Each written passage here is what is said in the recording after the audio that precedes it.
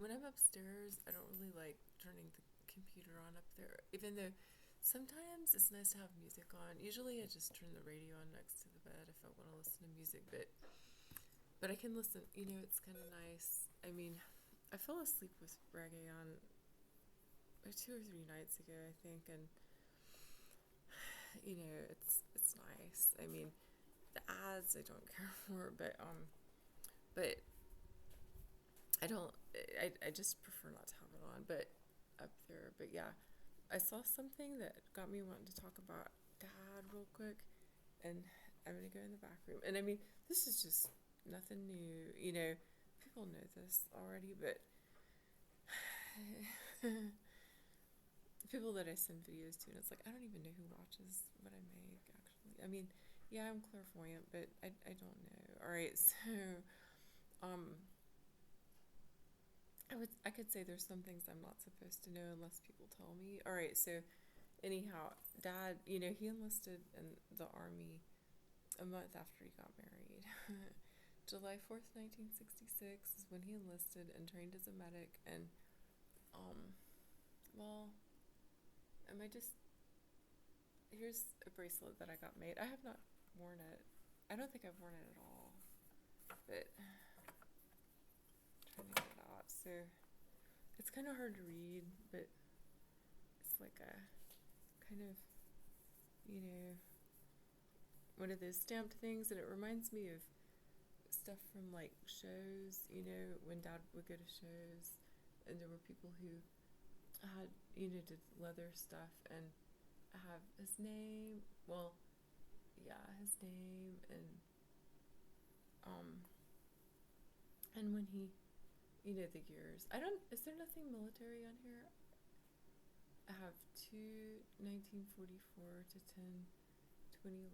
Yeah, well, yeah, for some reason I thought there was, but I did get a dog tag made. I think it might be upstairs, and with that something printed on it, and I called him Dad, but when I was a young child, I called him Daddy, and I don't call him Daddy, but that's what I got printed on the dog tag, Daddy, because when he was discharged, I was a young child, so he was, you know, trained as a medic, had his sharpshooter's badge, and yeah, I'm proud of that.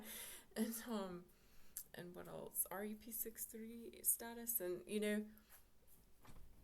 that wasn't something he ever talked about, and I don't know what all that involved, but his undergraduate degree was in sociology, so, and then he had worked on a graduate degree. He was in a PhD program in psychology, but just didn't like it, so I think that was probably before he enlisted. I can't even ask questions about sequences of things, and I've also I mean, people just, he doesn't get the respect he deserves, and like an aunt saying, his sister saying that she is who kept him from being deployed to Vietnam, and it's like, I don't know how you think he did that, but I'm not going to argue with you because there's no point in arguing. All right, but yeah, I've got his DD-214 here, and I've got well, this is when I was I just thought I'd put this here since it has an eagle on it, but when I was at I hope that this doesn't get censored because I'm holding up a form. Sometimes that happens, but yeah. So when I was a resource management assistant in Shenandoah in 1989, at Shenandoah National Park in Virginia, but yeah, so medical corpsman, and yeah, 5 years. Well, he so released from active duty and returned to Army Reserve to complete remaining service obligation of 5 years and 4 months. And, yeah. So I guess that was after the training. And how long did that take? It's hard to sort of read the time, the different time and stuff like that. But yeah, well, I don't know if it might have been after that he completed all the prereqs for med school, and then what did I do? After my real bad experience, after what I was put through in Augusta, I also completed med school requirements and applied to med school, got an interview, and that's all I really wanted. And, if I hadn't, that would have been fine too. I just had to do my best. I had to make the effort. And I don't have a child.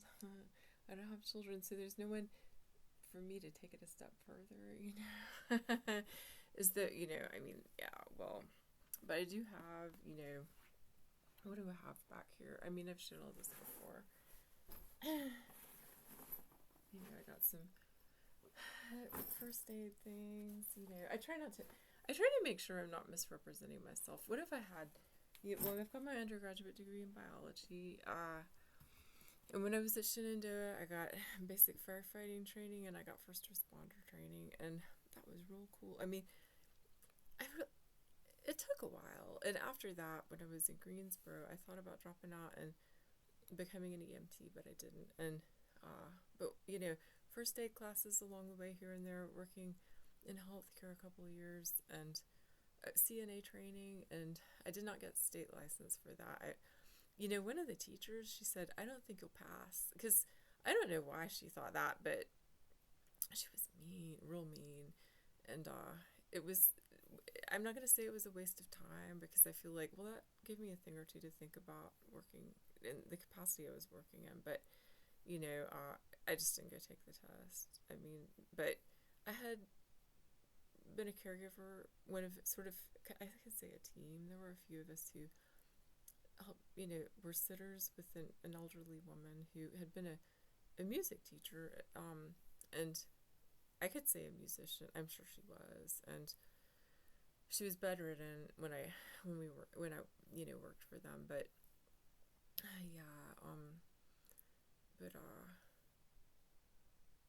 yeah, I've done things like that, and it used to be, and I took, when I was working on the prereqs for med school, took medical terminology.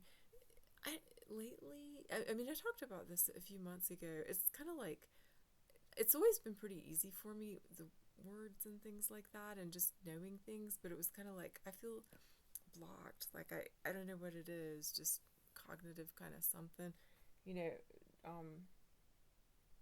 but it's just, there's a whole lot of stuff that to me is intuitive, and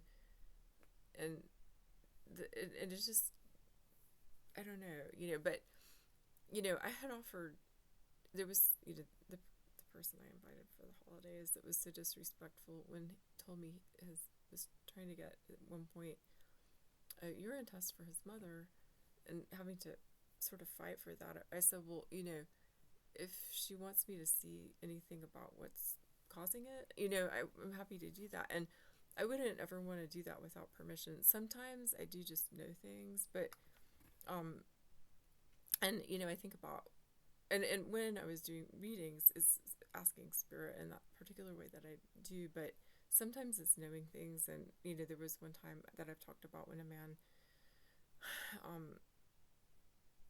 kind of came in through the back door, didn't pay for a reading, and I have no problem with that at all, but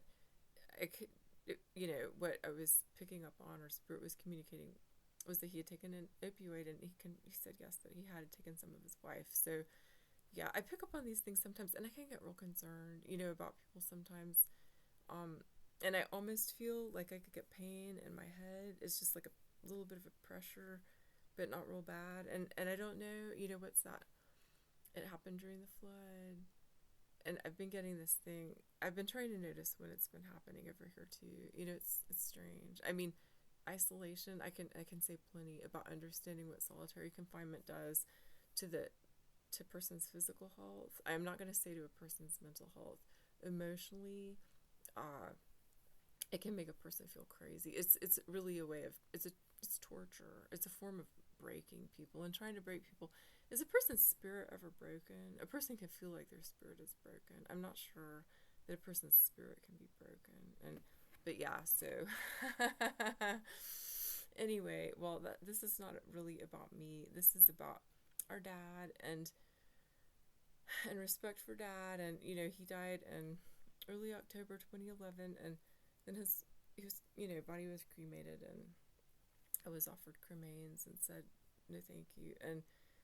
but what was done with his cremains, I really didn't. I asked them to please not do that, and or with some of them, but they did it anyway. And I did not go to his memorial service. It was on July 4th, 2012. But I was in Tampa, and that was in the mountains, and I just also was upset at what they were doing. To me, that was very disrespectful of my dad, because Dad joked a lot. Dad said things that he did not mean, and yeah, so when he said what he wanted to be done with his cremains when he died, well, people might want to argue that that's what he wanted. I don't think so. All right, so anyway, yeah, but I don't want to cause anyone to feel shame. I have wanted things to happen, you know, but I don't want people to feel shame. I mean, they just didn't know better, because they didn't know my dad the way I knew my dad.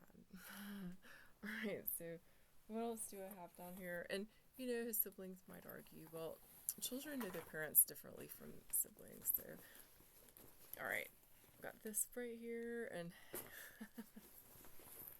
yeah, this preparation, I've got some first aid kits from different places, Red Cross, and there's an Army Navy, surplus store where I've gotten one or two, and what do I have? Maybe in that bag I have a tourniquet. I've got some pet first aid, at least one pet first aid kit. I've got quite a bit, and why? Well, because I guess I think like that, and I have said before, if I never use these things, well, they're here. All right, so, but what is most important is prevention. Preventing harm, preventing emergencies, preventing crisis. But it's real good to know how to respond in a crisis. And hey, some of us tend to be pretty calm when something happens, but then later on we might sort of have some high stress, to manage. And but mainly it's, let's prevent harmful things, so yeah, I do my best, and there's a little OCD, I guess. I wanted to make sure the light was up. Oh, here, let me show this. So I was thinking about this earlier. So there are tools in here, like I showed you yesterday. Tools, not real organized, but there's some tools, and I think there's some in the garage too. I'm not gonna say I should organize them better. I can look here or there. But all right. Gua sa daga da neli. This is, I will do it myself. Yeah, some of us are like that. We prefer to do things ourselves. We don't like asking for help. I think about when there's some of us, when we ask for help. I have said this before. When we ask for help, it's like really asking for help. It's not, it's not drama. It's not pretending. It is genuinely asking for help, because we don't do that much. And that is a mountain thing. I am sure that can be described. I mean, it's not only a mountain thing, but mountain people are like that. That's a mountain people thing. And yeah, well, do I need to say more about that? I think, well,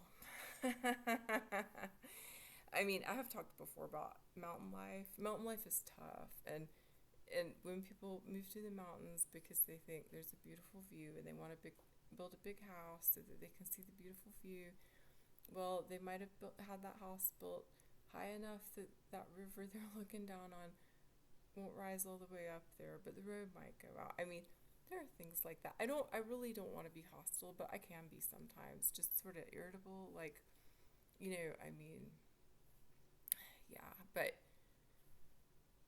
why am I talking about that? I don't know, but I did see something where someone was showing flooding, and I think it was, what was today? Maybe it was from, the 24th, so now it's early Friday morning. I don't know where he is. He's somewhere in Appalachia, but I don't know where he is, and there was a river that had risen. There was a river that had risen some. All right, so, I wonder if on some level I'm a little bit alert, thinking about what is possible in the mountains now that 40 went out and during Helene, and things are destabilized. It's concerning. And then seeing that video and reading about the 21-year-old in 1986, and looking at a map, and what I felt was like, I felt kind of this fear, like fear, this little, and it is so important to pay attention to feelings. People forget to, but paying attention to feelings there, we kind of we're taught sometimes that it's fun to be afraid and it's a thrill, and well, that can cause a person to not know when there's danger. But I know this is a lecture now, and I apologize. But yeah, so I was feeling that when I was looking at the map, and I'm like, I don't know why I'm feeling that, but it makes me wonder, it makes me wonder. It's coming up on the 4th of July. There was heavy flooding less than 2 years ago. A lot was destabilized. I think people forget how serious that is. If people aren't there year round, then they also might not quite be aware. If it's like someone going for a while in the summertime, they might not realize. And if people are getting out of the water and the water rises, I mean, white water is dangerous anyway. I mean, I don't happen to like that, but I admire people that do like whitewater rescue and things like that. It's like, wow. I mean, I have a huge amount of respect for that, but I prefer flat water. I don't need that kind of thrill. I really don't. I'm slow hiking in the mountains, slow, and flat water, and yeah. Anyway, well, just wanted to talk about my dad a little bit, and I did not mean to do so much about preparedness and things like that. But yeah, I miss our dad. I miss our dad, and always respecting him and remembering. I mean, I don't know that I have to remember this too much. To me, it's just a common sense kind of thing to not speak ill of the dead. I mean, if I just don't. And so yeah, and with my dad, and when things, him being disrespected after his death, it's like, don't do that.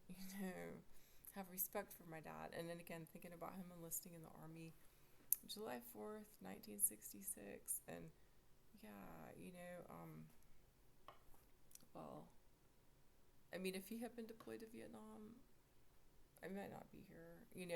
Would that be the worst thing in the world? I mean, well, the past 7.5+ years, I mean, I'm not sure too many people care if I fucking live or die, but I ain't fucking giving up my life. So yeah, Dad didn't go to Vietnam. I was born during the Vietnam War. I do have that fighting spirit, non-violent, unarmed, but yeah, so anyhow.